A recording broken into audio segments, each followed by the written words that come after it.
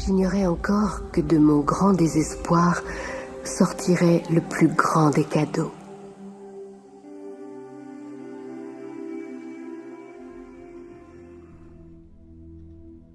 Épître de Jacques, chapitre 4. Vous convoitez, et vous ne possédez pas. Vous êtes meurtriers et envieux, et vous ne pouvez pas obtenir.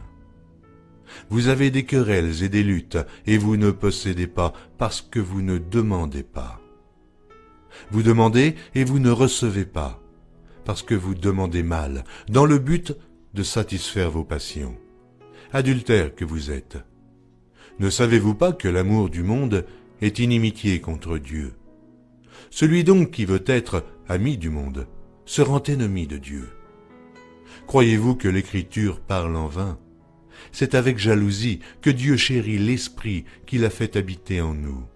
Soumettez-vous donc à Dieu, résistez au diable, et il fuira loin de vous. Approchez-vous de Dieu, et il s'approchera de vous. Nettoyez vos mains, pécheurs. Purifiez vos cœurs, hommes irrésolus. Humiliez-vous devant le Seigneur, et il vous élèvera. Sachez que ce secret vous donne ce que vous voulez. Qu'est-ce que vous voulez vraiment? J'ai été témoin de nombreux miracles dans ma vie. Miracles financiers, miracles de guérison physique, guérison mentale et en matière de relations. Le secret, c'est la loi d'attraction. Quoi qu'il se passe dans votre vie, c'est vous qui attirez tout ce qui arrive.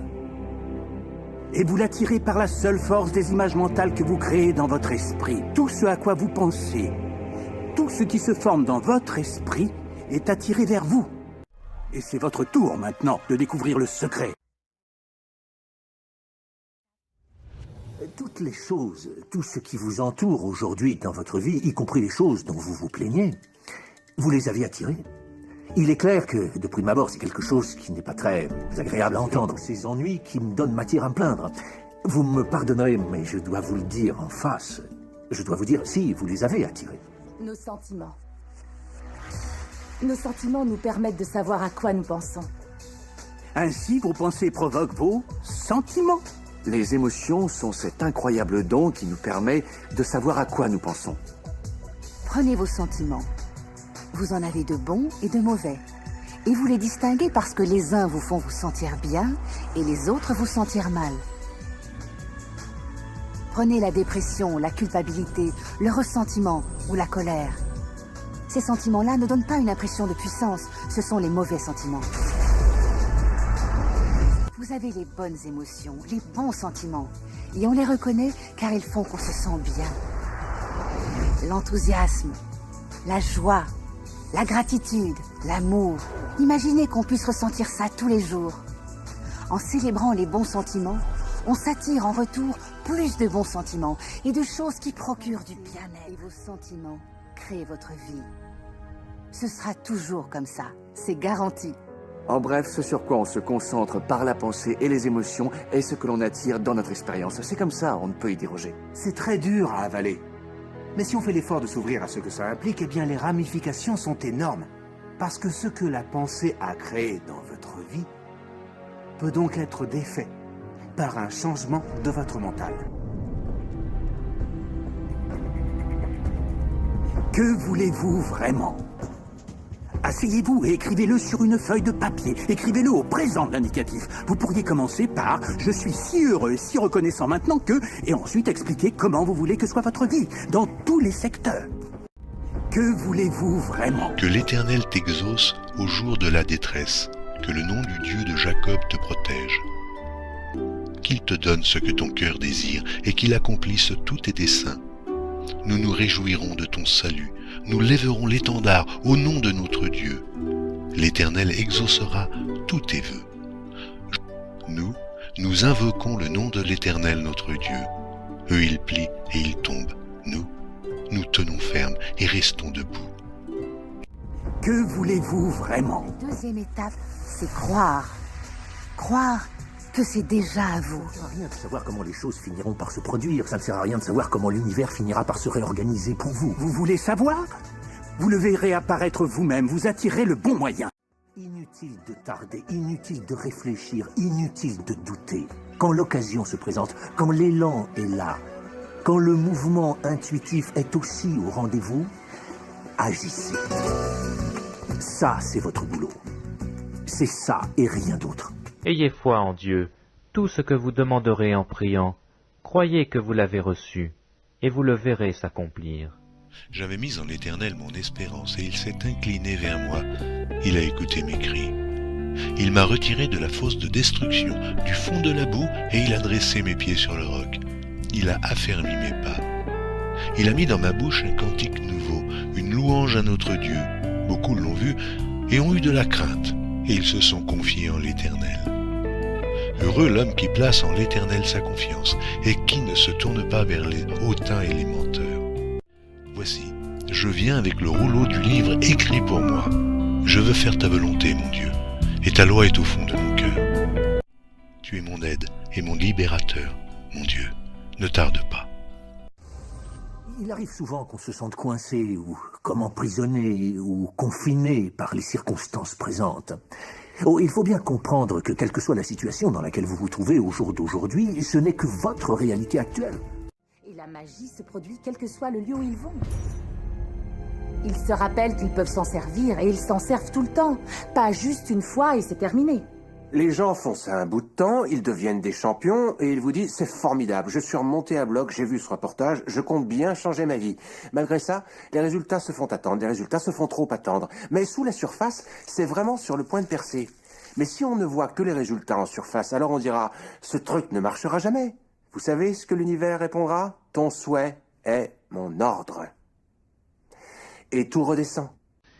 Nous qui sommes forts, nous devons supporter les faiblesses de ceux qui ne le sont pas et ne pas nous complaire en nous-mêmes. Tout ce qui a été écrit d'avance l'a été pour notre instruction, afin que par la patience et par la consolation que donnent les Écritures, nous possédions l'espérance. Que le Dieu de la persévérance et de la consolation vous donne d'avoir les mêmes sentiments les uns envers les autres, selon Jésus-Christ, afin que tous ensemble, d'une seule bouche, vous glorifiez le Dieu et Père de notre Seigneur Jésus-Christ. Il est important de reconnaître que notre être corporel est réellement le produit de nos pensées. La science médicale commence à peine à comprendre à quel point la nature même de nos pensées, de nos émotions, détermine directement la substance biologique, la structure et les fonctions de notre organisme. Dans les arts de la guérison, qui ne connaît pas les placebos ? Un placebo est une chose censée n'avoir aucun effet ou impact sur le corps. C'est comme un comprimé de sucre. On dit au patient que c'est un médicament, et il se passe que le placebo fait le même effet, voire fait plus d'effet que parfois un médicament qu'on a inventé pour avoir cet effet. On a donc la preuve que l'esprit humain est le vrai facteur agissant des arts de la guérison, et parfois plus puissant que des médicaments. Il ne s'agit pas de rejeter la médecine, chaque forme de traitement a sa place. L'univers est un chef-d'œuvre d'abondance, de bonne santé et de bien-être. Quand on s'ouvre pour sentir l'abondance de l'univers, on ressent la merveille, la joie, la félicité. On ressent toutes les grandes choses que l'univers a pour nous. La bonne santé, la bonne fortune, la bonne nature.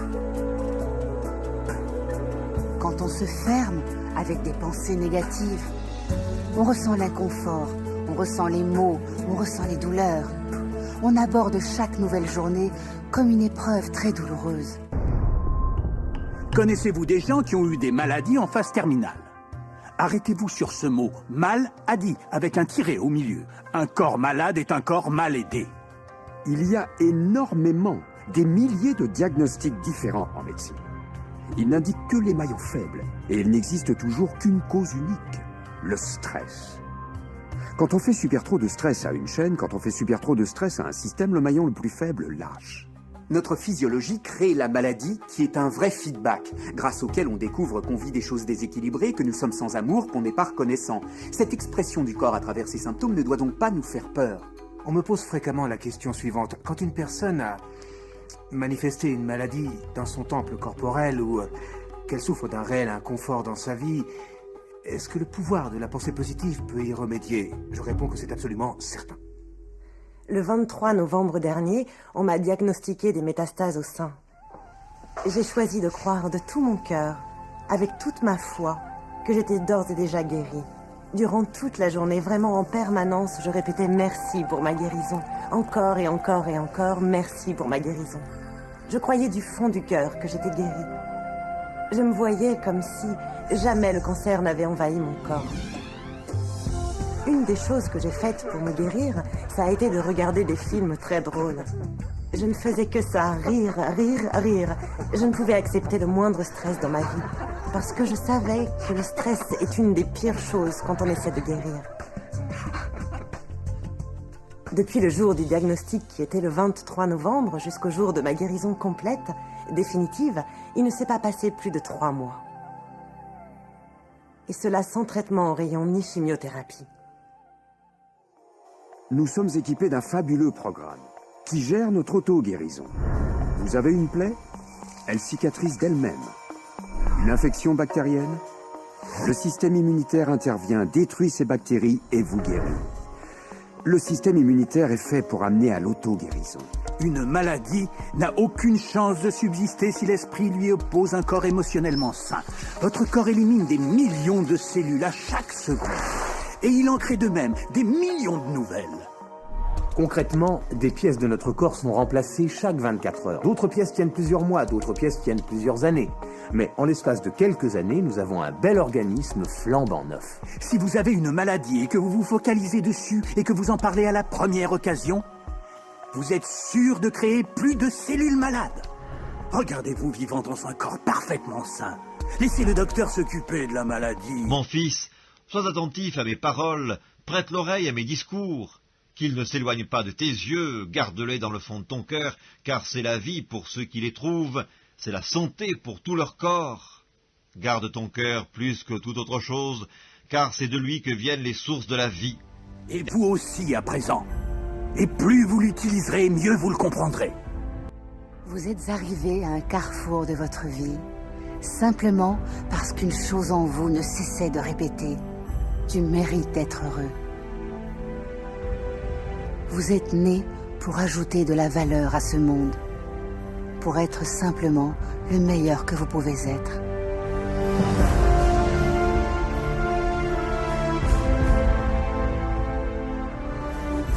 Chaque chose que vous avez traversée, chaque moment que vous avez vécu, vous ont servi à vous préparer pour ce moment-ci. À présent, vous comprenez que vous êtes le créateur de votre destinée. Il dit, si tu écoutes attentivement la voix de l'Éternel, ton Dieu, si tu fais ce qui est droit à ses yeux, si tu prêtes l'oreille à ses commandements, et si tu observes toutes ses lois, je ne te frapperai d'aucune des maladies dont j'ai frappé les Égyptiens, car je suis l'Éternel qui te guérit. Que ferez-vous de l'instant ? Comment saisirez-vous l'instant ? Personne d'autre ne peut danser votre danse, chanter votre chanson, écrire votre histoire. Celui que vous êtes, ce que vous faites, commence tout de suite. Je crois que vous êtes formidable, qu'il y a quelque chose de magnifique en vous. Quoi qu'il vous soit arrivé dans votre vie, que vous vous croyez jeune ou que vous vous croyez vieux, au moment où vous commencez à penser correctement, quelque chose à l'intérieur de vous, un pouvoir à l'intérieur de vous plus grand que le monde, va commencer à émerger. Il va prendre votre vie en charge. Il va vous nourrir, vous vêtir. Il va vous guider, vous protéger, vous diriger, soutenir jusqu'à votre existence, si vous le laissez faire. S'il y a une chose dont je suis sûr, c'est celle-là. Mon âme bénit l'Éternel, c'est lui qui pardonne toutes tes iniquités, qui guérit toutes tes maladies. C'est lui qui délivre ta vie de la fausse, qui te couronne de bonté et de miséricorde. C'est lui qui rassasie de bien ta vieillesse, qui te fait rajeunir comme l'aigle.